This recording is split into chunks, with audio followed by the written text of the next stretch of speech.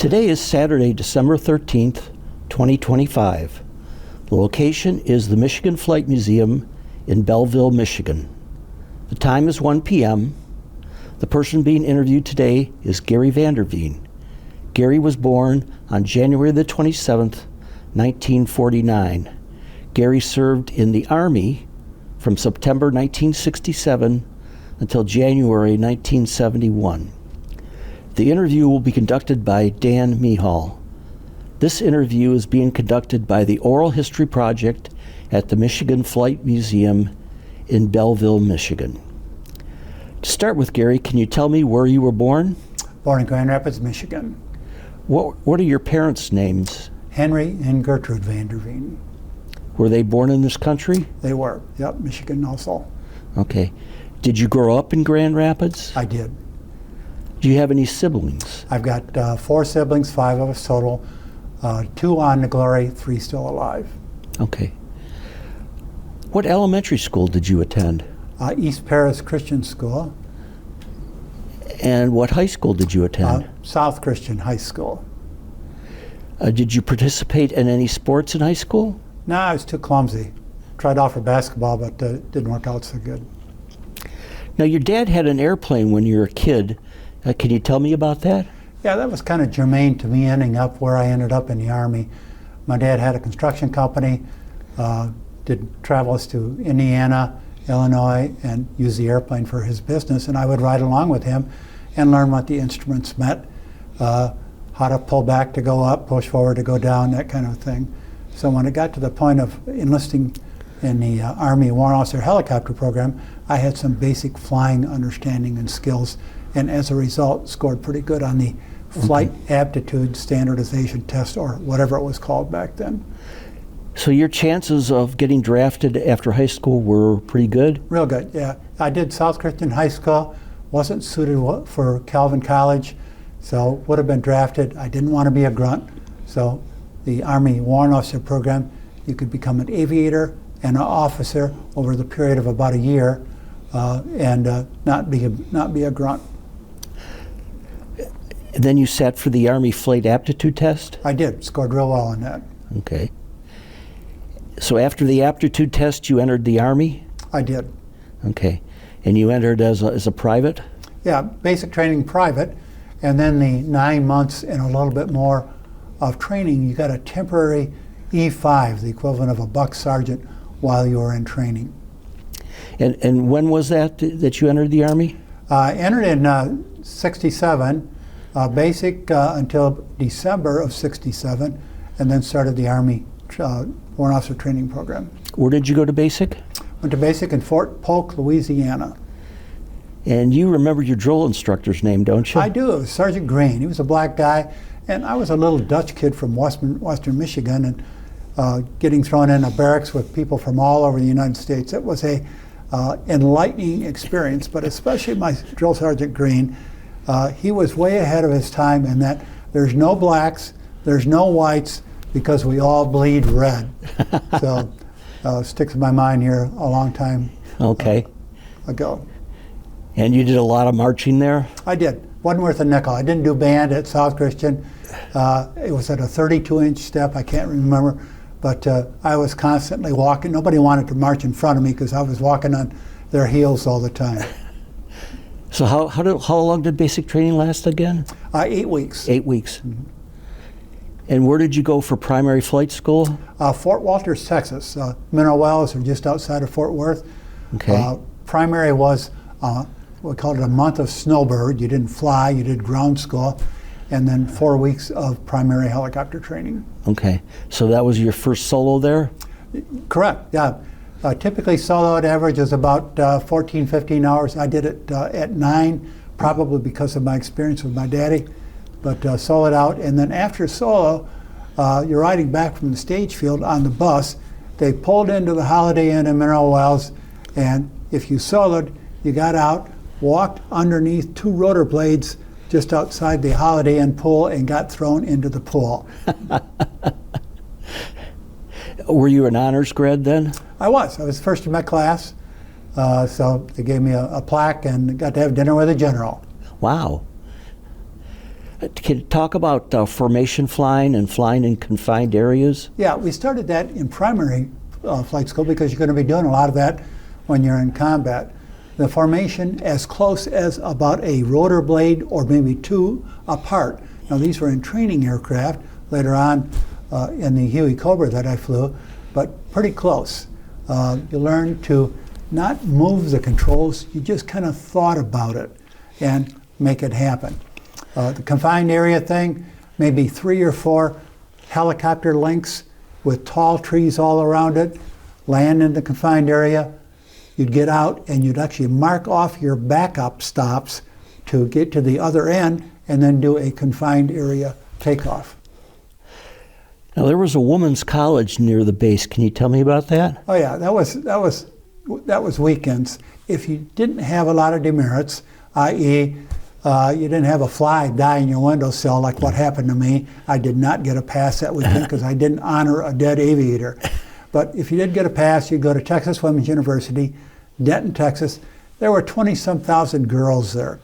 And the fact that I had white walls, remember white walls where they shaved your head right on down, didn't matter so much right away. You'd have to go for volume though. You'd let 20 girls go past saying, you want to go out, you want to go out, you want to go out. And 19 would say no. The 20 would say, well, let's talk. And you might get a date for the weekend. I don't know if that's still happening, but very memorable. How long were you at Fort Walters? 4 months. Okay. And where were you assigned next? I went to Fort Rucker, Alabama. That was for the advanced helicopter training. The first 50 of the 100 hours was learning how to fly instruments. I noticed you got a link trainer out here in the museum. We had a little bit later version of that, modified for helicopter controls. But I did 25 hours in the link trainer and 50 hours underneath a hood so that you couldn't see out that big bubble that our helicopter had.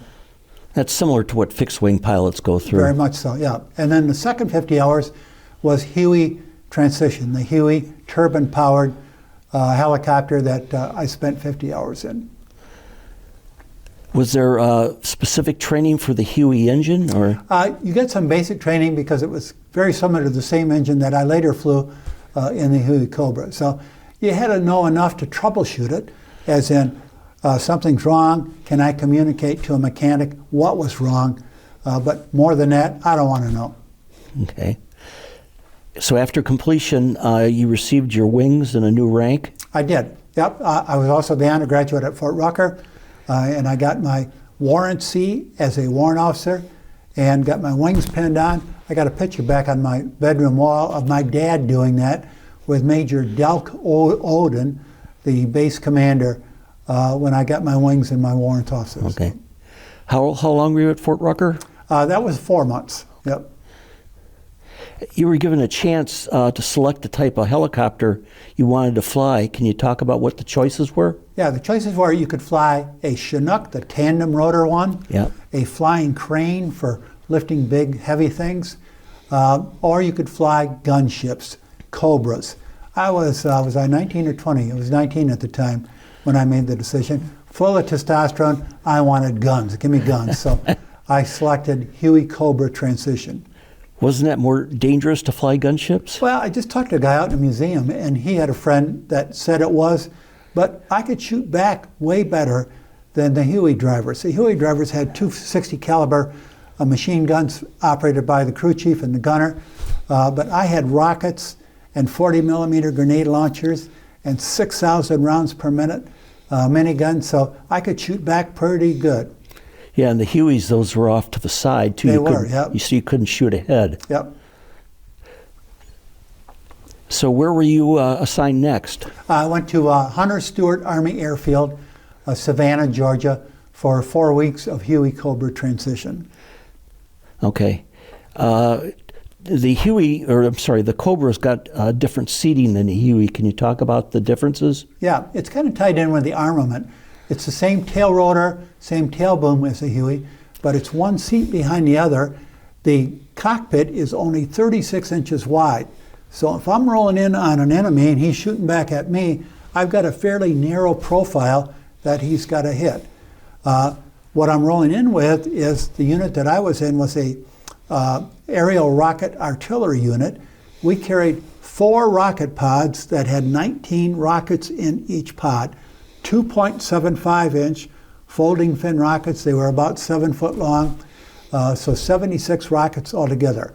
The guy in the back seat, he had to point the helicopter to point the rockets.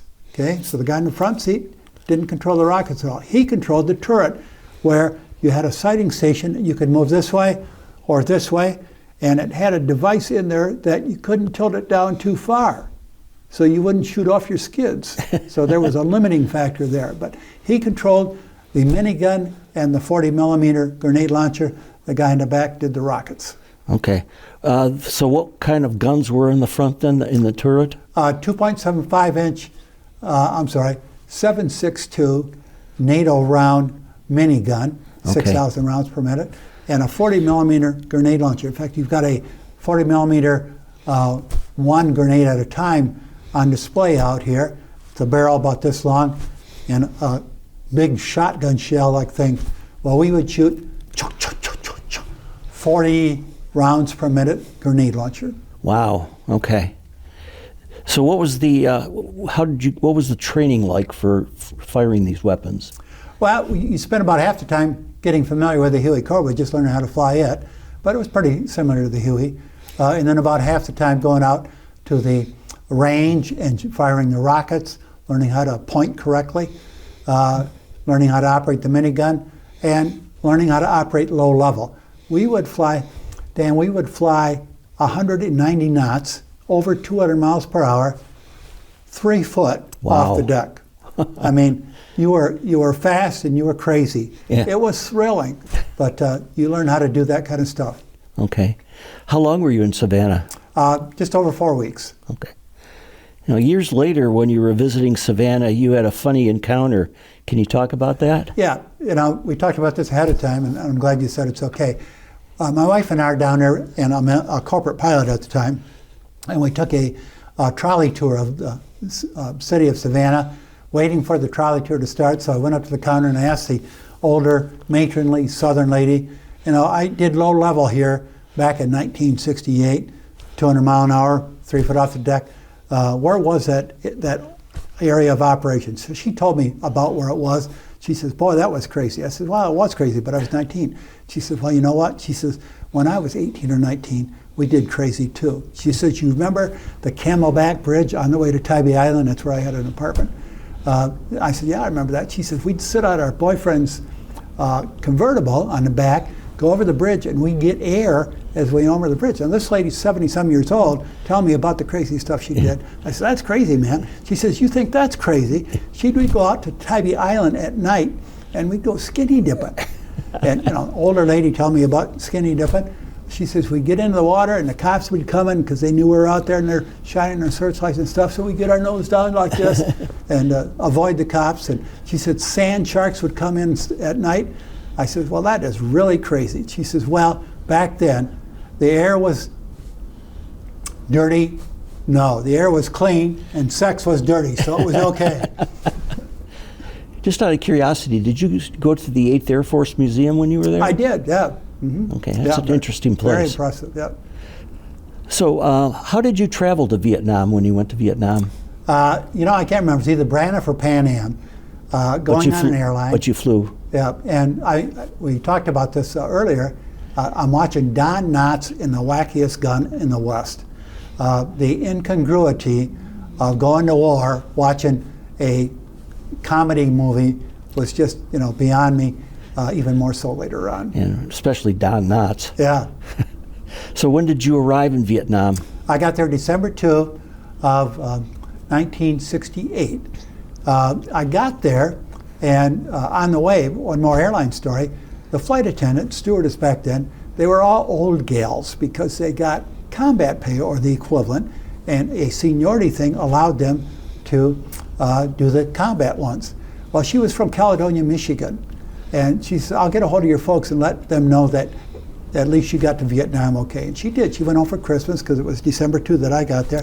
She went home for Christmas and looked up my folks, and as it turned out, her daddy was my dad's principal back in school. Wow. Way back when. So What a coincidence, huh? yeah, it was.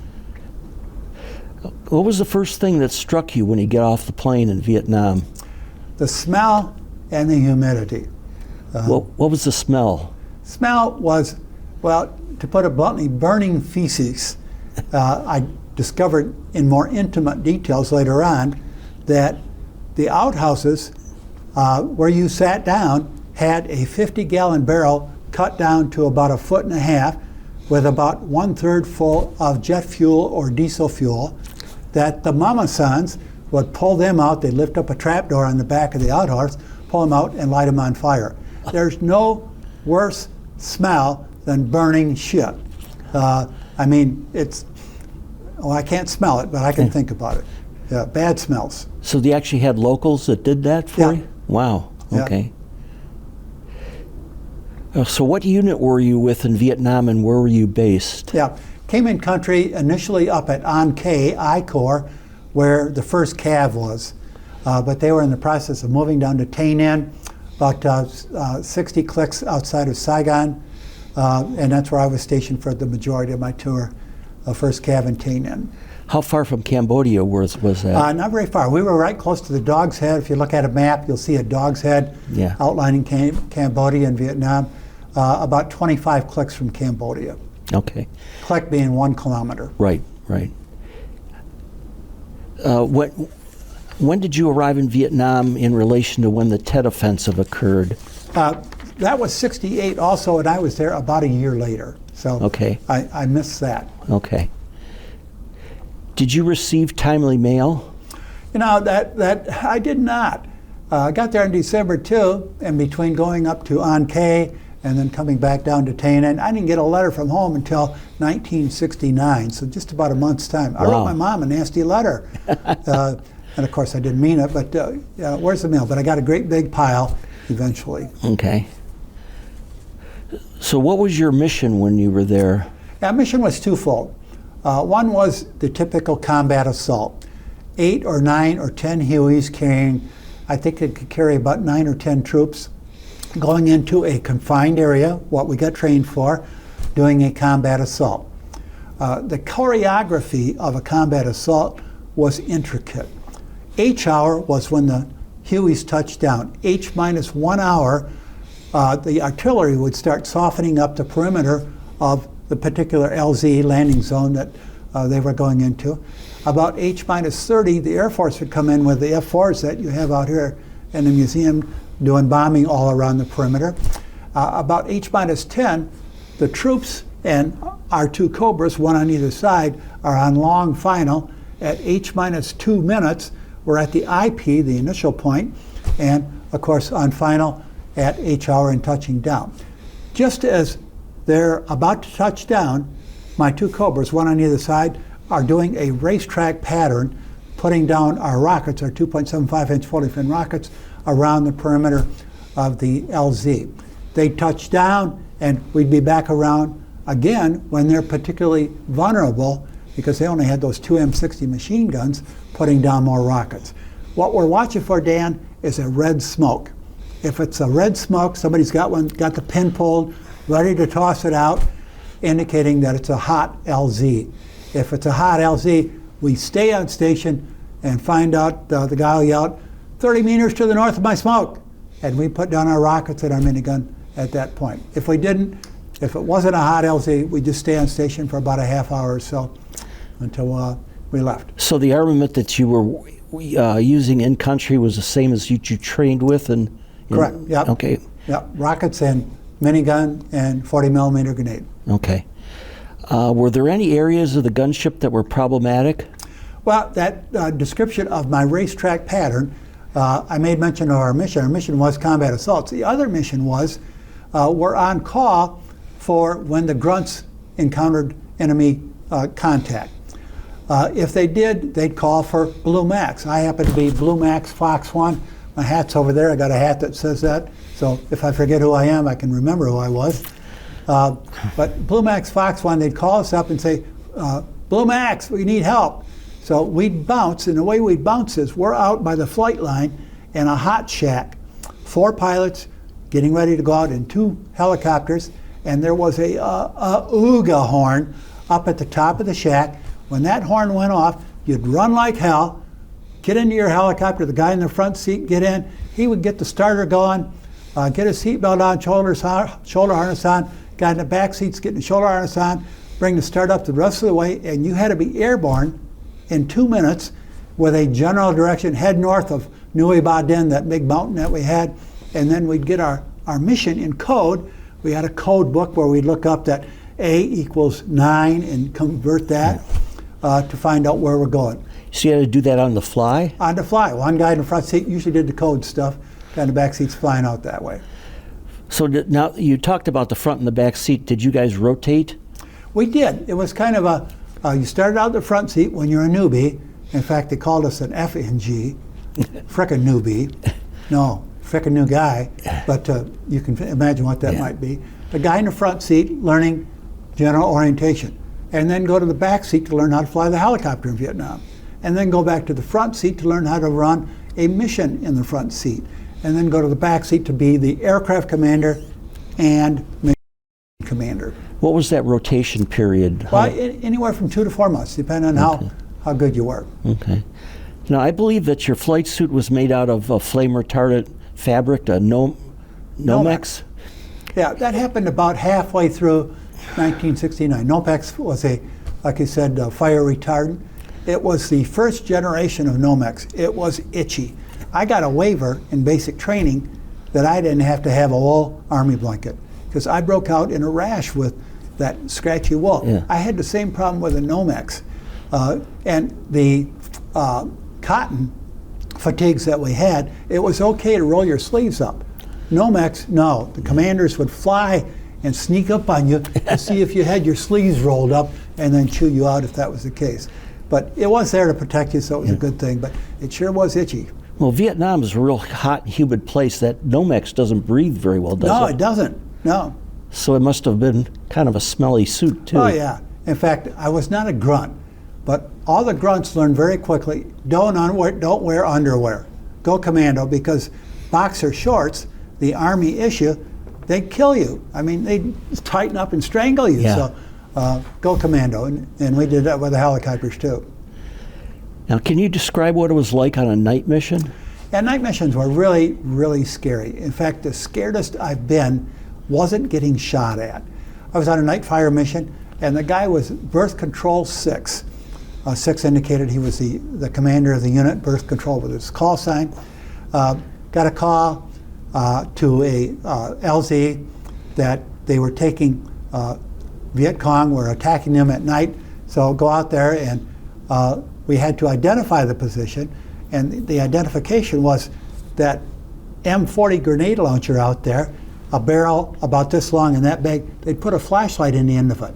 They'd point the flashlight at you. You're at 1,000 foot looking for a flashlight. Oh, jeez. You could find it, but you had to be careful not only to find it, but then when he said, there's Gooks 25 meters to the north, you had to figure out that 25 meters was, which way north was, and where the flashlight was and where you wanted to go. So you didn't want to kill friendlies. That was a no-no. I mean, don't do that. But the guy in the ground birth control 6, I can remember him saying, closer, closer, closer. I don't want to do that. I want to stay a little bit far away. Yeah. But anyway, on the pullout, no horizon, Right. no lights, I got vertigo.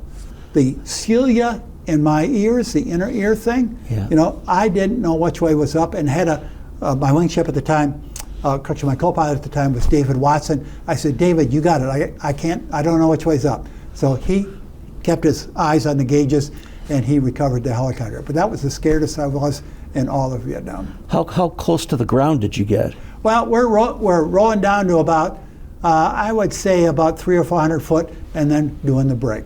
That's still got to be scary at night. Yeah. Now, I know the living quarters that you lived in were called hooches. Did you have a pet when you lived there? We did. We had a monkey. We had a spider monkey. I bought it from a guy, and I sold it for more money than I bought it for, because this spider monkey would kill spiders and cockroaches. Wow. Cockroaches were particularly a pain. I was going to say a pain in the butt, but let me move on. They go for your orifices. They want to crawl into your armpit. Oh, jeez. So the spider monkey would sleep with me. He'd drape himself right around my neck like this, and in the morning I'd wake up there and be 4 or 5 cockroaches next to my bed. The spider monkey. He didn't eat the cockroaches, he ate the spiders. But I sold it for more money than what I paid for him. Well, that's good. Now, you mentioned your wingman was David Watson. He had a favorite saying. Can you talk about that? Yeah, David was from it's either Beaufort or Beaufort, South Carolina. It's close to Hilton Head. He had a southern draw. In fact, if he was taking fire, of course, I'm in position to cover him, and he wouldn't say, Fox 1, I'm taking fire. He said, Vander Veen, I'm taking fire! Like that, you know, southern talk kind of thing, and I'd roll in on the fire and all of that. But when we were around the upper management, same the captains and the majors and stuff, and they were giving us crap for not rolling our sleeves down on our Nomex or whatever, David Watson would say, hey, Vander Veen, Beaufort Fire Department. And at first I didn't know what he meant. Yeah. But I found out what he meant, and it was affirmed about 25 years later. I had a trip to Hilton Head, and we drove to Beaufort, my wife and I. And if you ever go to Beaufort and go find a fire truck, on the side of the fire truck, it don't say Beaufort Fire Department. It says BFD. Yeah, so and I'll let you deduce what that meant, that David was trying to big send a frickin' message. deal, right? Yeah. Basically. Now, you drew the wrath of a commander for buzzing the tanks that were under his command. Can you talk about that? Yeah. General Watson, World War II's son, Colonel Watson at the time, was the commander of a tank unit. Patton, you mean? I'm sorry, not Watson. Patton, thank you. That's why I got you here. Colonel Patton unit and our Huey Cobras, we were both set up as kind of artillery units, and there was some rivalry between us. So we'd do buzz jobs on the tank. Tanks are what, 20, 30 foot tall? Yeah. We would have our rotor blades overlapping the tank and our fuselage right next to them, and we'd go like that. Have a great time doing it. I mean, you're 19, you're gonna have fun, right? Right. But they got upset with us, and they started flexing their, I think they were M60 machine guns at us, so we stopped doing that. We didn't do that anymore. Can you talk about Captain Melvin W. Finch? Yeah, Melvin W. Finch was my captain. In fact, I dug out my officer efficiency report where you got graded for whether you were worth a nickel or not. He gave me a good grade. And he was my dear captain, not friend, my captain. He was killed on his second tour in Vietnam. He crashed a Loach, a light observation helicopter. His co-pilot ran the right way, he ran the wrong way, got captured by the Viet Cong, and was 6 months in a Viet Cong prisoner of war camp, and was died there, probably of dysentery or something like that. Turns out he's from Mississippi. He was Cajun, Melvin W. Finch, and there's a memorial to him just outside of Biloxi, Mississippi, that I've been to a couple of times. I would think that the VC camps were even worse than North Vietnamese. They were, yeah. Now, were you able to catch a Bob Hope show while you were in Vietnam? I was. Bob Hope and Margaret. It was in Cu Chi. That was about 30 minutes flying time away. We drew straws to see who would get to see the Bob Hope show, and I was a long ways away. Yeah. But I still got to see a Bob Hope show. He did have his golf club up there, and his girls. How long did that last, the show? The show was probably about an hour and a half. Yeah. Okay, that's not bad. It's not bad. Now, nearby there was a temple near Tay Ninh. Can you talk about that? Yeah, you know, I wanted to get a little bit of not just Army culture, so we go in town to Tay Ninh, and there's a temple there called the Cao Dai Temple, C-O-A-D-A-I. It's a religion that's made up of Buddhism, Catholicism, and Victor Hugo, the French philosopher. And it's got a 17-foot tall eye in the center of the temple. It's going to this day. Back in the 50s, they had their own army when Vietnam was fighting amongst each other who was going to win, the Catholics, the Buddhists, or the Cao Dai. But very impressive temple. Okay. Now, you received several medals. Can you talk about them, the Army Commendation, the Vietnam Cross of Gallantry, and the Air Medal? Yeah, I think the Army Commendation was an attaboy of some kind. The Vietnamese Cross of Gallantry was actually a Vietnamese medal. Had a Vietnamese general present it to us. It was for one of the missions we had where a South Vietnamese Army unit got in deep doo-doo and our Huey Cobras helped get them out. So got a medal for that. The air medal in particular I had 19 oak leaf clusters, indicating that my 980 hours of flying time resulted in about 400 or so missions. Missions were typically about 2 hours. 400 missions, wow. Yeah. Huey pilots, they'd end up with well over 1,000 hours. They flew 100 hours a month. But for me, I was more on call, so Right. I didn't fly as much. Your tour of duty was for 1 year, so you must have left in December of '69. Did you go on leave before you got? I did. Leave was called R&R, rest and relaxation, and you had your choice between Thailand. You could go to Hawaii if you were married. Your wife would fly in from the States.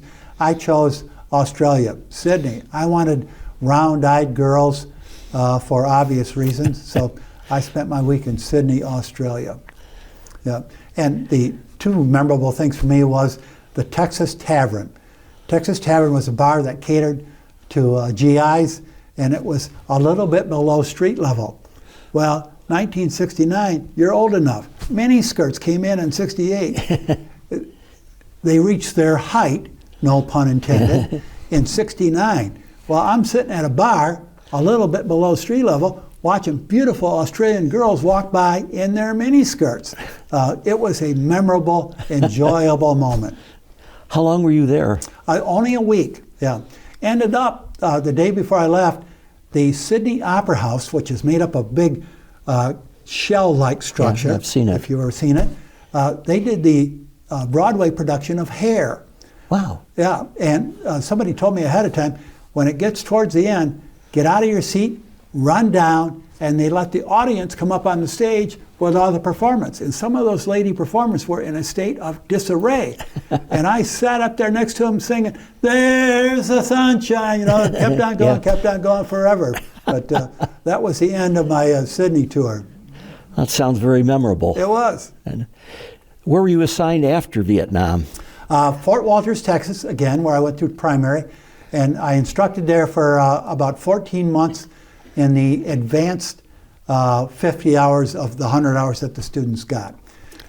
Went through a month-long instructor pilot training program, and then the students that I had already sold it out so they could fly by themselves.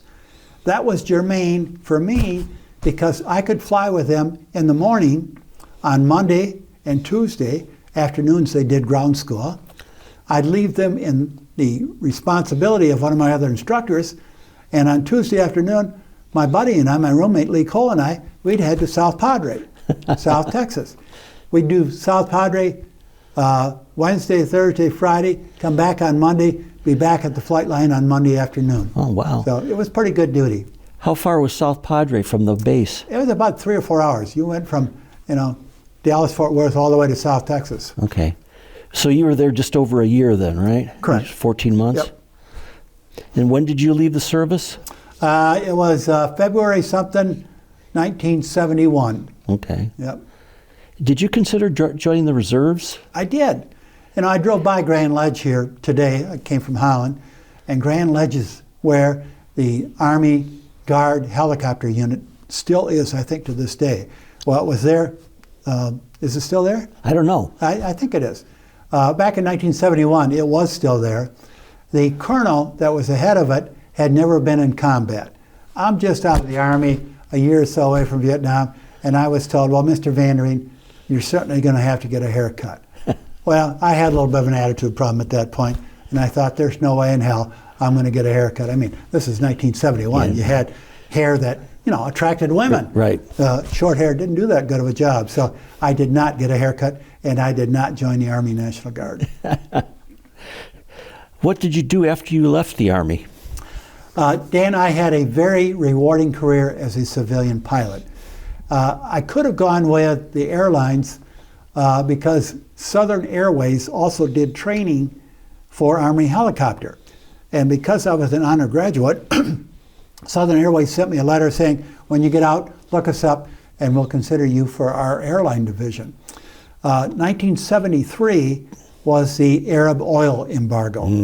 Airline training and flying went like that. So that didn't work out. So I ended up at Tulip City Airport after I got my fixed wing rating, because see, I was just a helicopter pilot. I had to use my VA benefits to become fixed wing qualified, private, commercial, flight instructor, airline transport pilot, and all of that. Did my training for fixed wing rating, and then went to Tulip City Airport, Holland, Michigan. Eventually bought in with 2 guys on a fixed base operation, flight training, charter, maintenance, fuel sales, and all of that. Did that for 20 years, and my 2 partners had a falling out with me, or I had with them. So I went to one of my best customers who was in the process of buying a Citation jet, became a corporate pilot, just a pilot, which was way better. I didn't have the responsibility of having 9 flight instructors, 8 charter pilots, and all that. It was just me. And I did that for 22 years with Metal Flow Corporation. It was an automotive parts company. Flew a lot of places where automotive businesses were. We do Mexico 5 times a year or so. A lot of down south, flying people, a little bit of freight once in a while if we were behind on making parts, but we'd fly parts, and had a very, very rewarding career. That's good. And so you retired from that? I did, 4 years ago, June of 2019. Okay. Yep. And now, did you get married and have children? I did. Got married about a year after the Army, maybe a little bit longer. 3 kids, 9 grandkids. Looking forward to Christmas because they're kind of spread out and they all come home for Christmas. So, yeah, life is good. What were the gender of the children? I've got 1 son, Cincinnati, his wife, and 3 kids, and then 1 daughter who's locally in Holland, and then 1 daughter in Tawas, up by, what's the Air Force base there? Oscoda. Wordsmith, no. No, Oscoda. Oscoda, yeah. Yeah, I've been to the museum in Oscoda. Theirs is a little bit bigger, but yours is better. Yeah. You're welcome. They're affiliated with us. Are they? Yeah. So you're retired now. What are you doing? Like touring the country, or? Yeah, I fly a Chevy Duramax and a 35-foot fifth wheel. Dan, the places that I've been to, I got to see the airport. Stop. Now I get to see way more than the airport. We've been to Alaska 7 times. I did it once on a motorcycle, twice with a corporate jet, and the other times were with an RV. Okay. The fifth wheel or a slide-in truck camper. So you drove all the way to Alaska? All the way to Alaska, 10,000 miles on a motorcycle. You know, it was hard on your butt. Yeah. What kind of bike? I had a Suzuki V-Strom. It was a dual-purpose bike. But the real story is, my buddy had a Valkyrie, a Honda Valkyrie. Our 2 wives flew up to Anchorage and stayed with us to Edmonton on 11 days. Slept on the ground right with us. So, wow. Yeah, memorable trip. Where have you been in Alaska besides Anchorage? Well, there's only 5 places to go. Yeah. There's the Kenai Peninsulas, Homer, Seward. There's Valdez. Yeah. There's Denali, the best part of Alaska. It's called Denali, by the way. Mount Denali. And then there's Fairbanks. Fairbanks, yeah. I've been to Denali and Anchorage and Kenai. Yeah. So, how long did it take you to go on the motorcycle? It took us 11 days to get there and about 9 days to get back. Okay. Now, normally at this point, I ask you, what would you tell children growing up today based on your experience? But I know you've given Veterans Days talks to school children.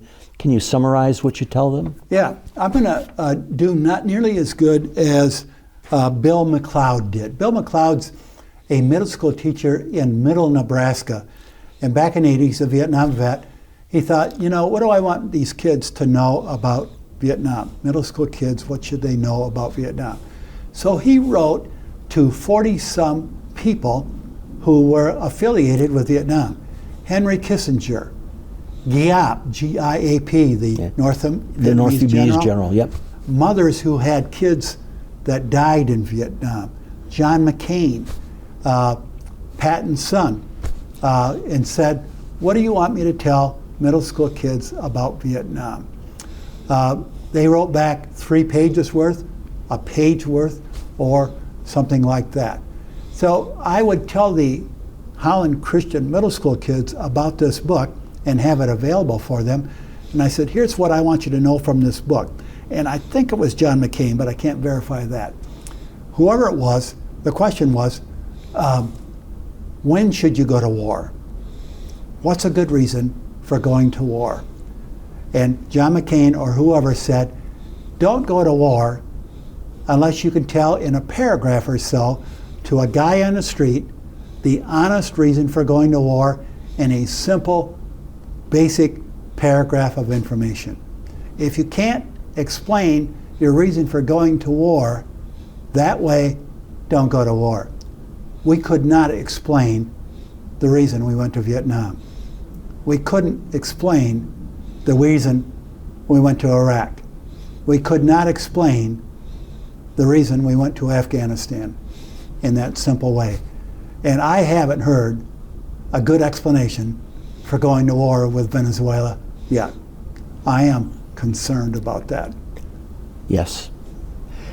Well, Gary, I don't have anything else for today. Thank you very much. It's been a pleasure talking to you. Yeah, and just a dedication, 58,200, I think, folks died in U.S. people died in Vietnam, and Melvin W. Finch. So, I'm dedicating my talk here. The drive over in snow and all that was worthwhile because I want to remember Melvin W. Finch and those 58,200 people. Okay. Thanks for giving me the opportunity, Dan. Well, you're welcome, Gary. My pleasure.